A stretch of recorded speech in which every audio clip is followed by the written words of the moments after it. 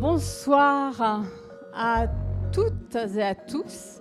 En fait, j'avais envie de faire quelque chose d'assez, voilà, un peu convivial, justement. Tu vois, donc, j'aime bien ce thème de table ronde, enfin, où on partage. Voilà, on va mettre un peu de rondeur dans tout ça.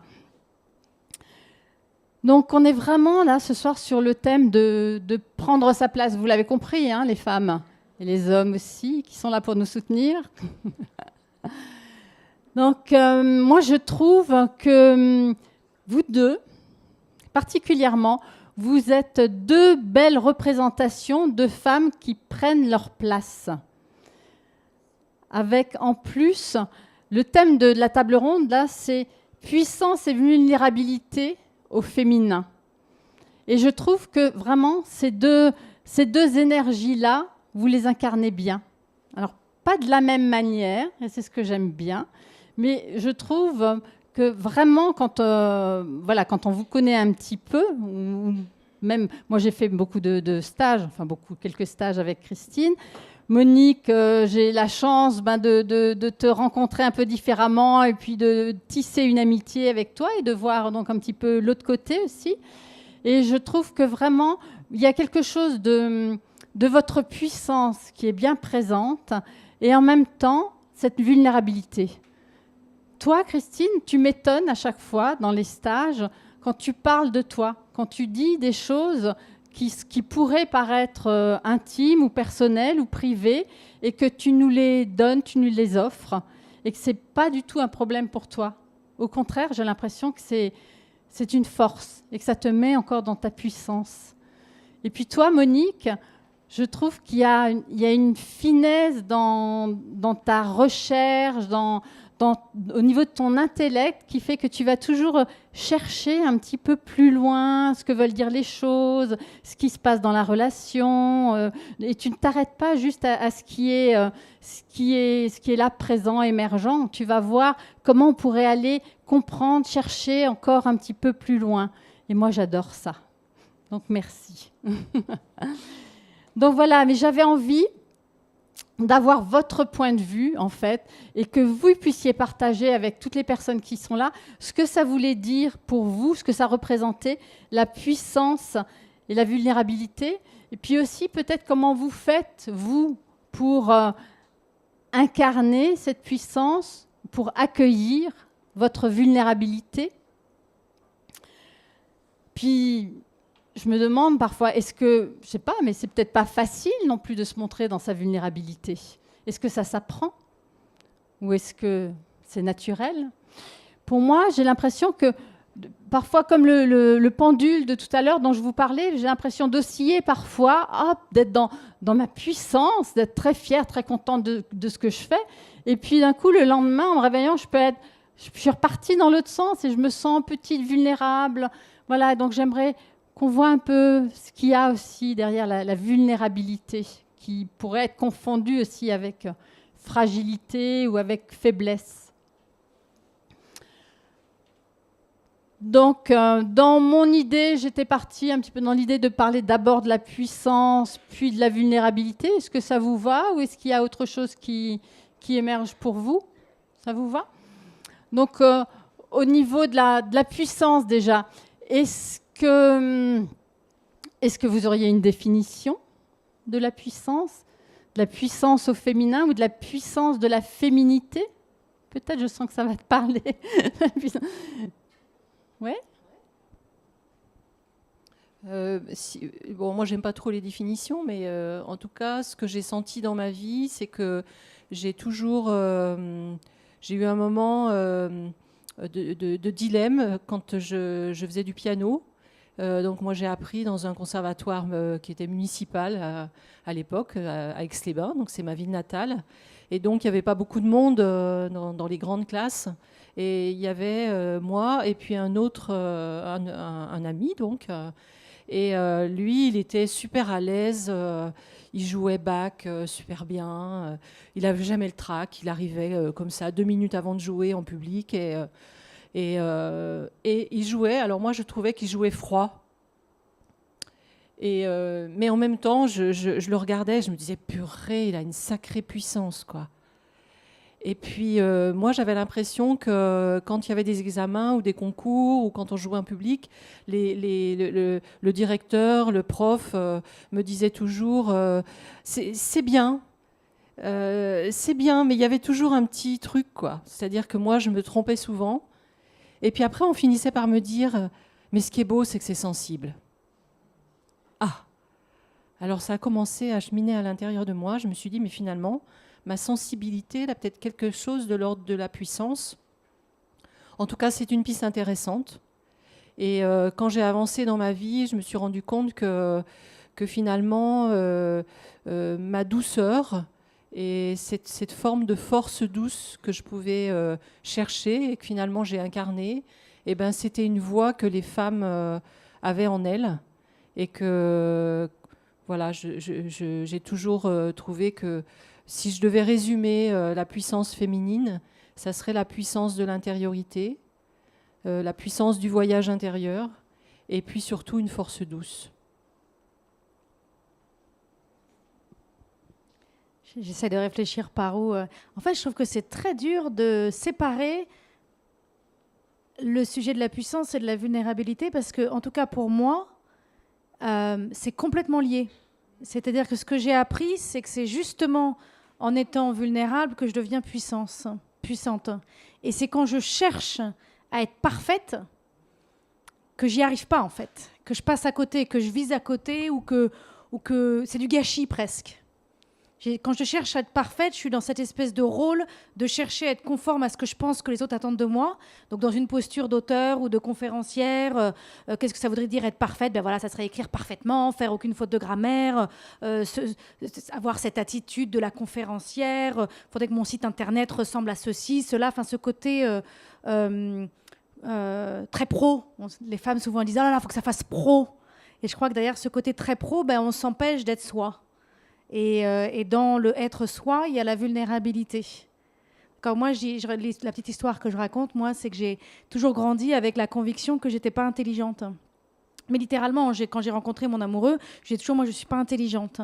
Et j'étais convaincue de ça parce que j'ai appris ça à l'école. J'ai appris à l'école que si je donnais mon avis en dissertation, eh ben, on risquait de me dire que mon avis était pas bon. Et je ne sais même pas si on me l'a déjà dit, mais en tout cas, j'ai décidé que je ne donnerais pas mon avis dans les dissertations et que je sortirais que des dates. Et comme ça, je ne prenais pas de risques. Et donc, j'ai emmené cette stratégie dans ma vie d'adulte, où quand il y avait des dîners, des dîners comme on fait beaucoup à Paris, maintenant je vis à l'étranger, mais quand je vivais à Paris, on faisait des dîners. Et dans les dîners en France, il y a toujours un moment où il y a une espèce de débat d'opinion. Et moi, dans ces cas-là, je ne donnais pas mon avis parce que je ne suis pas intelligente. Donc, comme je ne suis pas intelligente, je ne donne pas mon avis. Donc, c'est le moment où j'avais adopté la stratégie d'aller aider la maîtresse de maison à débarrasser le dîner. Comme ça, voilà. Donc, parce que ce côté vulnérable, ce côté... Enfin oui, je ne donne pas mon avis parce qu'on risque de me le démonter. Je n'ai pas la certitude que mon avis est valable. Je n'ai pas la certitude que tout le monde va être d'accord avec moi. Et donc, je n'ai pas la certitude que tout le monde va approuver de ce que je dis. Et donc... je ne prends pas le risque. Et donc, mon idée, ça aurait été ça, la puissance à la base, ça aurait été de dire, il faut être puissant. Peut-être que je pensais que ça voulait dire tenir un propos auquel tout le monde adhère, tenir un propos que personne ne pourra démonter, tenir un propos absolument parfait. D'accord ? Alors, j'avais quand même adopté une stratégie, parce que parfois, c'est sympa de prendre la parole et de ne pas juste faire tapisserie et débarrasser. Donc, si jamais à un dîner, quelqu'un avait émis une opinion, en général un homme, avait émis une opinion et que tout le monde avait l'air d'approuver sur son opinion, quand 15 jours plus tard, j'allais à un dîner avec d'autres personnes et que le sujet revenait, ben là, j'osais donner un avis parce que je me disais, l'autre, il s'est pas fait envoyer bouler, donc il a réussi. Et rapidement, dans Wake Up, 4 principes fondamentaux pour arrêter de vivre sa vie à moitié endormie, le tout premier, c'est « j'ose être brillant ». Et donc, c'est ça, c'est connecter à sa puissance. Et moi, je me suis rendu compte que quand j'ai signé mon contrat d'édition avec Erol, c'est formidable de signer un contrat d'édition, mais après, j'ai dû confronter mes plus gros démons, et notamment ce fameux démon de « je ne suis pas intelligente ». Donc ma petite voix, elle m'a dit « mais qui es-tu ? Qui es-tu pour écrire un livre ? Christine, tu te prends pour qui ? Un livre sur arrêter de râler, mais franchement, ça intéresse personne. Puis Christine, des livres de développement personnel, il y en a plein qui en ont écrit. Avant toi, mieux que toi, pourquoi tu t'embêtes ?» Donc j'étais vraiment dans cette idée de « ferme-la, dis rien, laisse tomber ». Dit à Erol que c'est pas possible. Et à un moment donné, j'ai compris que j'écrivais pas ce livre pour être parfaite. J'écrivais pas ce livre pour plaire à la presse pour plaire aux autres auteurs, pour plaire aux gens qui peuvent évaluer mon travail. J'ai compris que j'écrivais ce livre parce que je portais quelque chose en moi et que cette chose en moi, elle est imparfaite, que cette chose en moi, ce que j'avais envie de dire, il y a peut-être des gens qui n'allaient pas être d'accord, il y a peut-être des gens qui allaient trouver que c'était nul, il y a peut-être des gens qui allaient juger cette chose, mais en même temps, cette chose, elle vibre en moi et elle résonne. On a fait cet exercice de Wu Tao pour connecter avec notre force de vie. Cette chose, elle était vraiment dans mes tripes et je me suis dit, tu le sors et puis tu verras bien où ça va. Peut-être que ça plaira, peut-être que ça plaira pas, ça plaira sûrement à quelques-uns et ça, c'est suffisant. Voilà. Moi, ce que j'aime bien dans ce que tu dis, et c'est souvent ce qui revient aussi dans ton discours, c'est oser y aller, oser prendre des risques. Parce que c'est vrai que si à un moment donné, on ne se lance pas, si on ne prend pas de risques, on ne peut rien faire, on ne peut pas avancer. Le mot que j'aime utiliser, c'est pas oser, c'est honorer. C'est-à-dire de se dire, quand je sens ma flamme de vie, quand je sens quelque chose que je porte, vous savez, combien de fois vous vous retrouvez dans la douche à avoir une idée, c'est ça que je veux faire, vous êtes en train de danser, vous vous dites, mais oui, mais je sais que c'est là qu'il faut que j'aille. Ou il y a des moments où on sait. Il y a des moments où on sait ce qu'on porte. Et donc là, c'est oser, mais c'est surtout honorer cette chose que je porte en moi et la partager de manière imparfaite en se disant, il y a une phrase qui est très valable pour les femmes, c'est imparfait vaut mieux que pas fait. Donc ça vaut mieux que je le fasse, même si c'est imparfait, plutôt que je le garde pour moi. Vous pourriez me dire à quel moment vous vous sentez dans votre puissance ?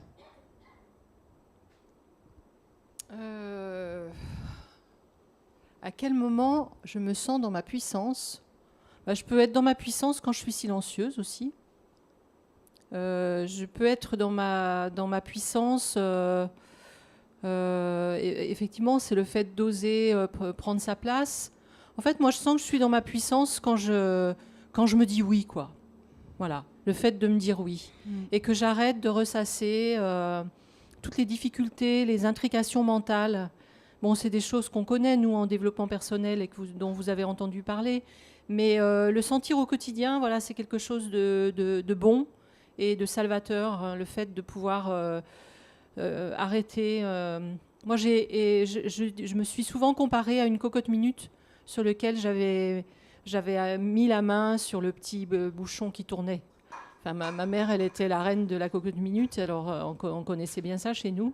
Et j'ai eu l'impression vraiment, moi, dans ma vie, de mettre un chapeau comme ça sur toutes mes envies, et les envies du corps, les envies d'émotion, les envies de relations, les envies créatives. Et ben voilà, maintenant, je suis bien quoi, avec ça. C'est-à-dire que la cocotte, elle fait ce qu'elle a à faire et ça mijote bien. Oui, voilà. moi je parle souvent du couvercle. Je dirais à un moment donné, le couvercle où on le maintient, où on lâche et puis on laisse jaillir cette énergie qui est présente et qui ne demande que ça, jaillir. Je rebondis sur ce que tu dis. J'ai l'intime conviction que notre puissance, elle est extrêmement proche de notre plaisir. Et qu'il y a, quand on va vers ce qui nous fait plaisir, mais pas juste, ce qui nous fait plaisir. Quand on va vers ce qui nous fait plaisir, on peut connecter à sa puissance. Tu le sens où, le plaisir, toi ? Dans le corps. Je le sens dans le... Oui, moi je pratique la danse aussi, je pratique le yoga, la course à pied. J'ai vraiment compris, je raconte souvent que moi, pendant longtemps, très très longtemps, j'ai pensé que ma réussite dépendait de ce qui se passait entre la main du haut, là, et la main du bas. Donc c'était ce qui se passe dans mon cerveau. J'étais convaincue que ce qui allait définir ma réussite, c'est ma capacité à prendre des bonnes décisions. Les bonnes études, le bon poste, tenir les bons propos à mon patron. Voilà, c'est ce qui se passait dans ma tête qui allait définir de ma réussite. Et en fait, ce que j'ai compris, donc quelque part, ma tête était le boss, était le patron de ma vie. Et ce que j'ai appris sur la piste de danse, c'est que j'ai appris qu'en fait, mon cerveau, c'est pas le patron. Le patron, c'est mon cœur. Sur la piste de danse, j'ai trouvé mon cœur. J'ai pu écouter ce que mon cœur me disait. J'ai pu sentir le plaisir de mon cœur.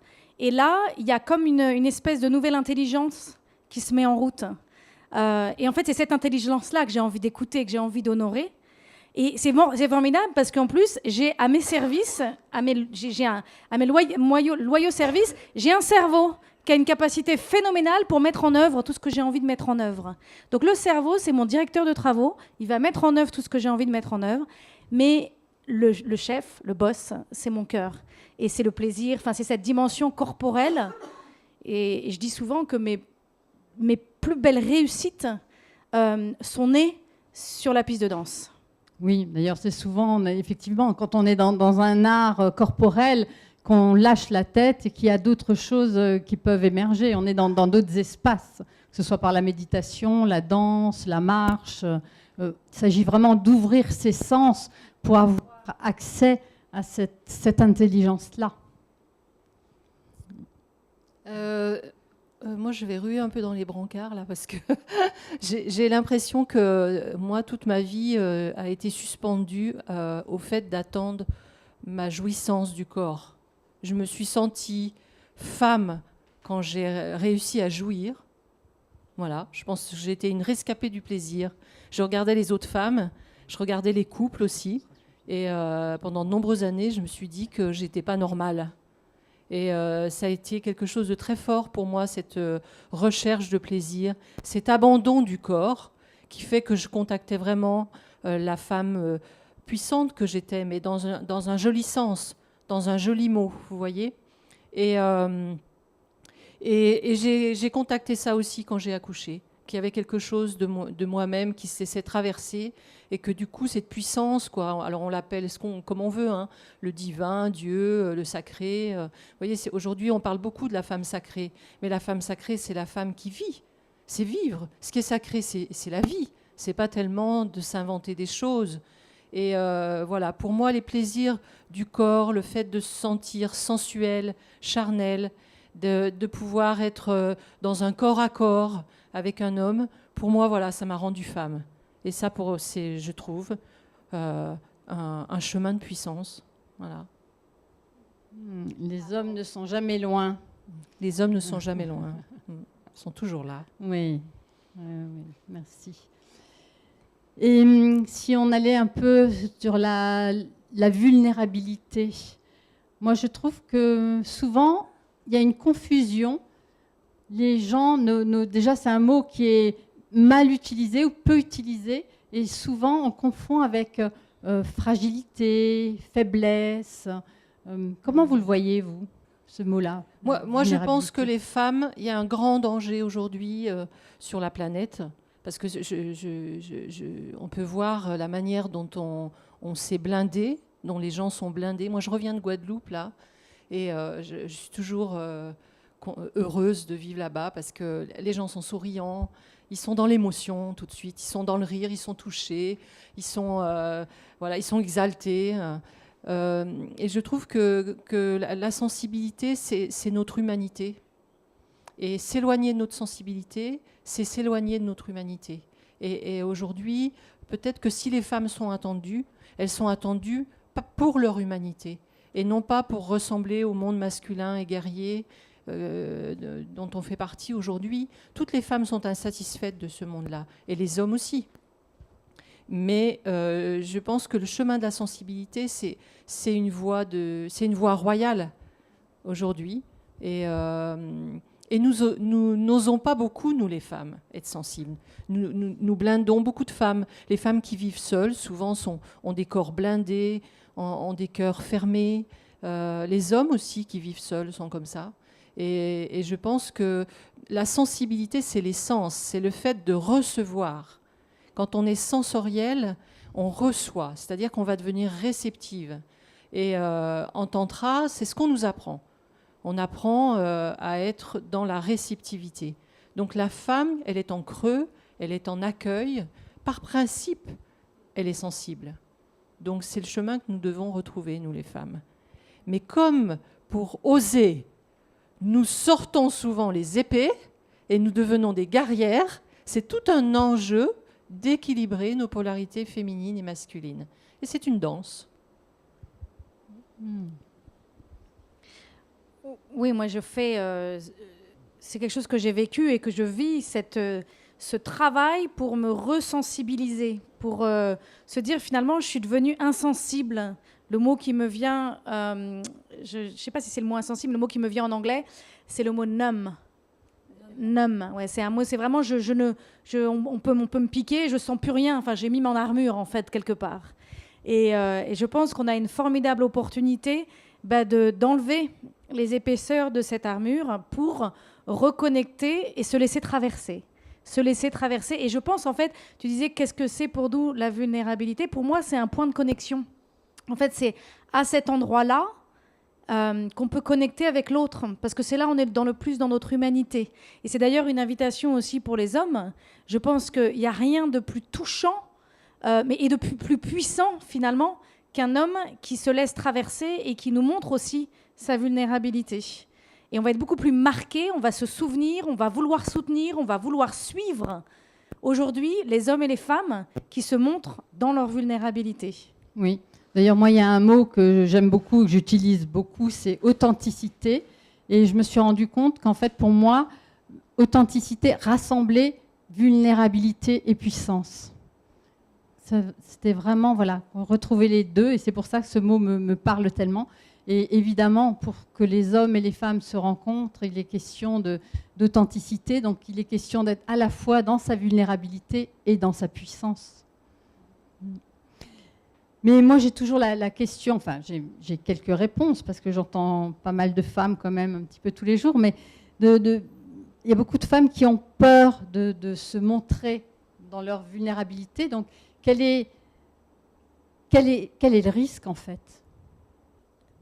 Moi, je dis souvent, on ne peut pas se tromper. Je dis, quand j'honore ce que je porte en moi et que je le partage avec le monde dans son imperfection.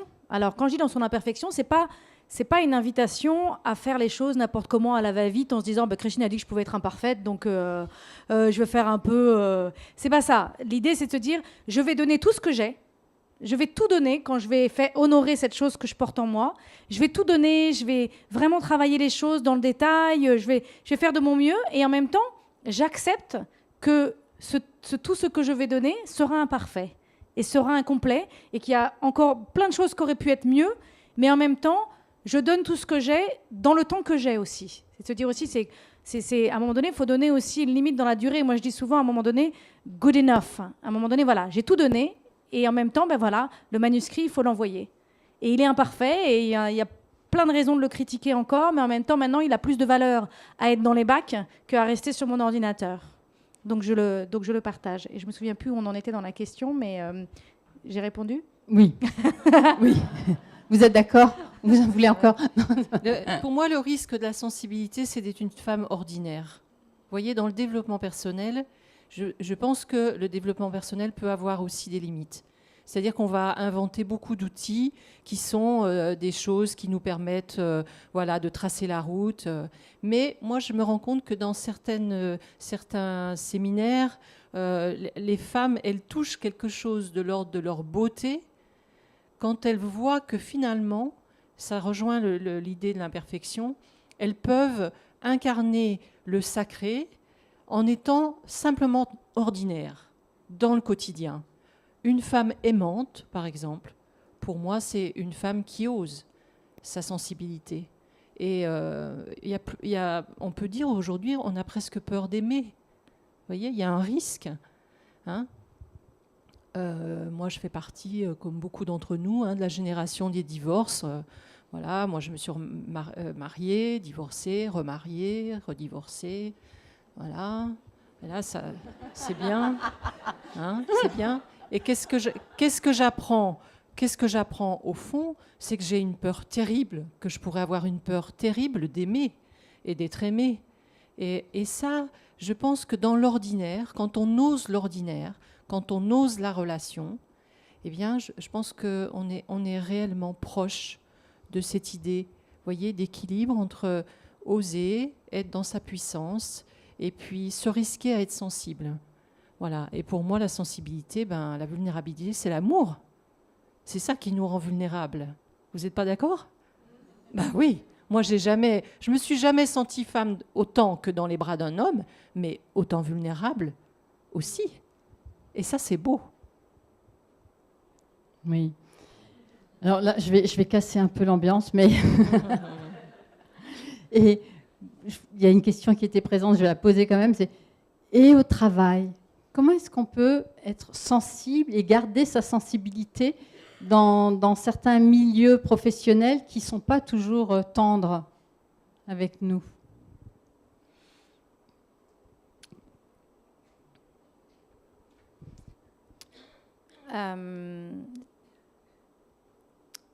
Ce que je remarque, c'est qu'au travail, quand les hommes et les femmes cherchent à honorer ce qui les traverse, parce que c'est ça en fait, développer sa sensibilité, c'est déjà réapprendre à sentir ce qui nous traverse. Donc par exemple, je suis en réunion et ce qui se passe, ça me plaît pas. Je sens, alors déjà prendre le temps de le sentir. Ce qui se passe, ça me plaît pas. Il y a une interaction là, en fait. Qu'est-ce qui se passe? Je me mets ça me met en colère, ça me rend triste, ça me désole, donc déjà, se laisser traverser. Première chose, première étape. Accueillir. Et pas tout de suite, parce qu'en fait, ce qui se passe dans la vie, très souvent, ce que j'ai remarqué, c'est que quand quelque chose se passe qui ne colle pas parce que être dans sa sensibilité quand tout va bien, c'est un peu facile. Oui. Dire tout va bien, vous êtes formidable, je vous aime, c'est facile. Ce qui est difficile, c'est d'être dans sa sensibilité quand ça va pas, quand ça se passe pas comme on veut. Donc, dans le travail, quand quelque chose se passe pas bien, et dans la vie en général, comme on n'a pas l'habitude de se laisser traverser par un truc pas très agréable, hein, ce qu'on a développé comme réflexe, c'est qu'on lance la flamme à incendie et on vise et on cherche un coupable. C'est la faute de qui? Parce que moi, là, j'ai un truc que j'aime pas. Alors, quelqu'un doit être coupable. C'est un tel qui dit toujours des conneries en réunion, c'est mon patron qui n'a rien compris, c'est le siège qui est à côté de la plaque, c'est je ne sais pas quoi, le budget qui n'est pas assez élevé. Je cherche un coupable. Et donc, pour moi, développer sa sensibilité, c'est d'abord se laisser traverser et se retenir de ce réflexe de chercher un coupable à l'extérieur de nous et plutôt de se dire qu'est-ce que je ressens et de quoi ai-je besoin? Qu'est-ce qui pourrait m'aider? Qu'est-ce qui pourrait me soutenir? Qu'est-ce qui pourrait me réconforter ou me permettre de rétablir un équilibre qui me semblerait plus acceptable? Et après, d'aller vers l'autre, pas forcément la personne, d'aller vers la personne qui, selon nous, est la mieux qualifiée et d'aller faire une demande, d'aller communiquer notre besoin plutôt que d'aller communiquer nos accusations. D'accord? Je ne sais pas si ça aide. Oui, moi oui. Vous? Au passage, j'arrête de râler au boulot, sort en avril 2018. Oui, ça va être très utile, ça, en France aussi. Moi, je me suis aperçue que dans mes relations professionnelles, j'avais tendance à, comme tu dis, à être en prise directe. C'est-à-dire quand quelque chose ne me plaisait pas, je sentais qu'il y avait un inconfort et j'étais là, bouillonnante, mais que ça ne pouvait pas sortir tout de suite, qu'il me fallait un petit temps. Des fois, même, je rentre chez moi et je me dis, j'aurais dû dire ça, j'aurais dû dire ça, j'aurais dû dire ça. Et avant, je serais restée là-dessus. Voilà, j'aurais dit, t'as pas dit, quoi. Voilà, tant pis pour toi. Mais maintenant, j'écris et je rappelle la personne. Et je rappelle avec une manière détendue et du coup plus complète, plus vraie, plus authentique, du coup. Et du coup plus opérative. Voilà, ça c'est des choses que je fais et que je conseille aussi aux femmes et elles m'ont dit que ça marchait. Rappeler. Ah oui, c'est génial. C'est vrai que moi, souvent, j'entends des personnes me dire « Ah, mais j'ai pas osé, mais j'ai pas pu. » Et puis après, on s'en veut. Et puis voilà. Et puis, moi, je crois qu'il y a quelque chose qui est... Vous m'entendez bien? Quelque chose qui est important, déjà, c'est de s'accepter dans ce rythme-là, qu'on n'a pas toujours la bonne réponse tout de suite. Ou que parfois, il faut un certain temps avant que les choses, qu'on les intègre complètement, qu'on ait une réponse à donner. Et je crois que c'est un art aussi, parfois, de dire je ne sais pas, ou je répondrai plus tard, ou de reprendre les choses, justement, et puis d'oser y retourner, quoi, et de ne pas clôturer le dossier en disant voilà, j'étais nulle, comme d'habitude, etc., etc. Donc c'est vraiment... C'est l'histoire du tricot, quoi. C'est la broderie, en fait. Les femmes, elles savent bien broder. C'est notre art. Ah oui, broder les histoires, tu veux dire. Oui, c'est broder les histoires, mais voilà, vous pouvez détricoter, et vous pouvez reprendre les mailles et vous pouvez continuer votre pull et ça ne sera pas un pull à trous, vous voyez? Parce que les femmes, elles se sentent souvent dans leur créativité avec des pulls à trous. Elles me disent, j'ai pas fait ça, j'ai raté ça. Ben non, on peut détricoter et on peut remettre sa vérité en route et retisser le fil. Oui, ça parle de la responsabilité aussi. Et ça, c'est vrai au travail, et c'est vrai aussi dans le couple, et c'est vrai aussi dans la parentalité. On peut toujours recommencer, on peut toujours aller revoir notre conjoint ou revoir notre enfant et dire, écoute, là, pendant le dîner, j'ai pas réussi à dire ce que je voulais dire. En fait, c'est pas ça.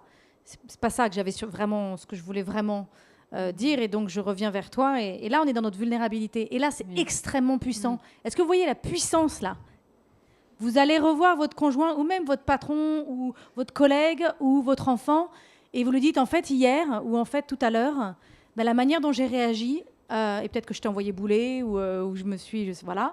En fait, c'est pas ça, c'était pas ça que je voulais. Et donc, ben, d'abord, je tiens à m'excuser et je voudrais aussi te dire ben, ce que je voulais te dire. Maintenant que j'ai pris du recul, maintenant que j'ai... Et là, on est vulnérable parce que l'autre se dit, bah dis donc, c'est culotté de faire ça. Et en même temps, là, on touche la personne. On la touche à un autre niveau et on crée une connexion avec cette personne qui va nous servir dans le futur, demain, après-demain, le surlendemain, parce qu'on s'est montré authentique. Ça, c'est un exemple typique de en quoi la vulnérabilité est une clé de puissance. Oui, je suis bien d'accord. Oui. Alors, j'ai encore une question et puis après, je passerai le micro. Est-ce qu'il y a des personnes qui vous inspirent ? Toutes les deux, est-ce qu'il y a des femmes qui vous inspirent, qui vous servent de modèle ou qui vous ont servi de modèle pour vous construire dans cette idée de puissance et de vulnérabilité? Déjà, la première femme de notre vie, c'est notre mère. Donc pour moi, elle m'a beaucoup apporté parce que j'ai pu, comme je pense que j'ai un regard aiguisé depuis longtemps, comme souvent les personnes qui se mettent en route dans leur vie pour chercher. Je me suis quand même posé des questions de pourquoi les adultes avaient autant de mal à se comprendre. Et là, ça tangue, du coup. Oui, c'est intéressant. C'est pour nous bercer un petit peu. Et donc, moi, ma mère a eu un parcours difficile. Elle a perdu sa mère jeune, elle a perdu un fils. Et ça m'a touchée de voir son errance et les regrets, vous voyez, la manière dont elle parlait de ses regrets. Et moi, j'avais une espèce de truc à l'intérieur de moi. Je me disais, mais surtout pas comme elle, quoi. Et puis, je me suis rendu compte qu'à un moment dans ma vie, le surtout pas comme elle, ça m'avait complètement changé en Amazone. Et je vois, bon, elle a 94 ans aujourd'hui, et je vois sa douceur. Et des fois, il y a des gens qui me disent, ah ouais, c'est super, vous êtes douce. Puis il y a des hommes aussi qui m'ont dit ça, t'es douce. Puis j'avais la peau douce aussi. Et pour moi, ça chante comme quelque chose de bon, de pouvoir me dire que j'ai hérité de cette douceur. Super. C'est un super cadeau. Et puis moi, je parle aussi de Paul Salomon, parce que c'est pour moi quelqu'un qui m'a beaucoup touchée, qui m'a, comment dire, renvoyé à ma déesse. Voilà, parce que je sentais que vraiment c'était quelqu'un de très inspiré, et du coup très inspirante. On peut juste resituer Paul Salomon. Paul Salomon qui a écrit La femme solaire, qui a fait des stages. Je pense qu'elle a été en France la première à faire les cercles de parole de femmes. Et puis elle a fait des stages femmes solaires, hommes lunaires. Elle a écrit Les hommes qui se transforment, la brûlante lumière de l'amour. Enfin bon, voilà. Et ouais, mais moi, je pense que toutes les femmes que j'ai rencontrées m'ont inspirée. Vraiment, j'ai un merci immense à donner à toutes les femmes que j'ai côtoyées. Voilà. Puis à mes filles aussi, moi, parce que je pense que nos enfants sont plus avancés que nous. Et ouais, je trouve qu'elles sont ces deux belles perles. Oui, il y a de belles générations là qui arrivent. Alors c'est amusant parce que j'ai la même réponse. D'abord ma maman. Je me rends compte que, je ne sais pas si c'est... On est dans le même cas, donc je ne sais pas si c'est la même chose pour d'autres personnes dans la salle. Mais moi, personnellement, je ne suis pas particulièrement inspirée par une célébrité ou un... C'est pas ça qui m'inspire, moi. Ce qui m'inspire, c'est les femmes qui m'entourent. C'est donc ma mère, mes sœurs qui développent leurs projets, qui montent leur activité, mon ami qui fait un documentaire aux États-Unis. Enfin, toutes ces femmes qui, chaque jour, honorent un petit peu plus qui elles sont. et ça prend des facettes extrêmement différentes qui sont souvent très loin de ce que je suis. Mais c'est ça, c'est plutôt être témoin de ces femmes et les voir traverser leurs doutes, leurs peurs, les voir jongler aussi leur quotidien, parce que développer son projet, prendre sa place, quand on a des enfants et qu'on a toute une logistique, c'est pas simple. Et donc voir ces femmes naviguer leur vie en honorant toutes les choses importantes qui sont dans leur vie, que ce soit leur famille, leur foyer, leur projet, moi ça m'inspire beaucoup. Merci beaucoup Christine, merci beaucoup Monique.